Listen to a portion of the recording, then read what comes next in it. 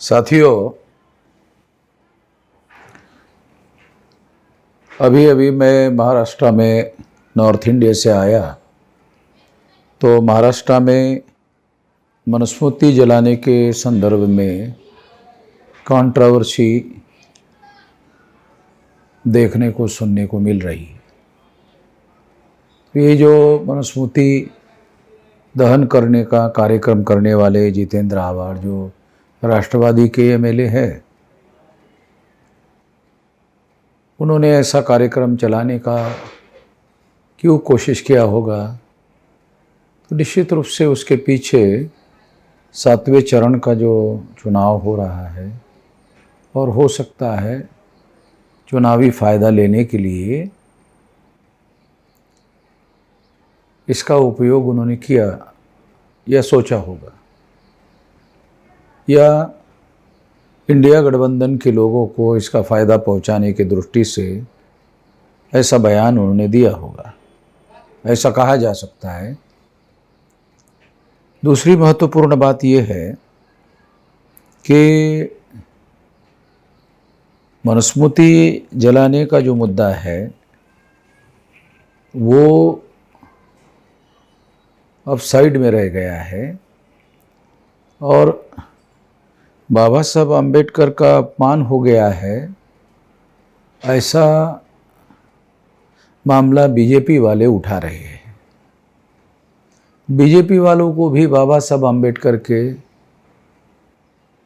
सम्मान के बारे में कोई लेना देना नहीं है, उनकी विचारधारा के बारे में कोई लेना देना नहीं है, उनके आंदोलन के बारे में कोई लेना देना नहीं है, बल्कि उसके विरोध में उनका सारा का सारा काम है। तो वो लोग केवल इसका राजनीतिकरण कर रहे हैं। उन लोगों से हम लोगों को सावधान रहने की ज़रूरत है। बीजेपी वाले जिन मुद्दों को या आरएसएस वाले बीजेपी वाले जिन मुद्दों को उछाल रहे हैं, वो लोग ऐसा क्यों कर रहे हैं? क्योंकि जो अम्बेडकराइट लोग हैं वो इसी तरह के इमोशनल बातों को लेकर बातें करते रहते हैं।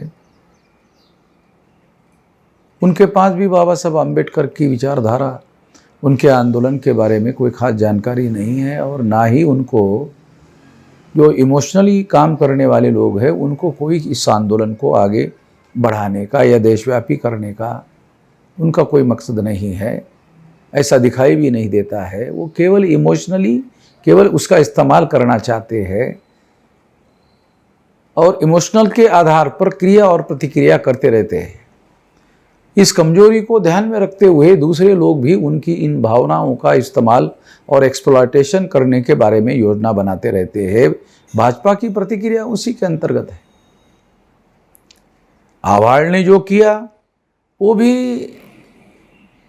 ऐसे इमोशनल काम करने वाले लोग हैं, उन लोगों का फ़ायदा उठाने की दृष्टि से ये सारी बातें हैं।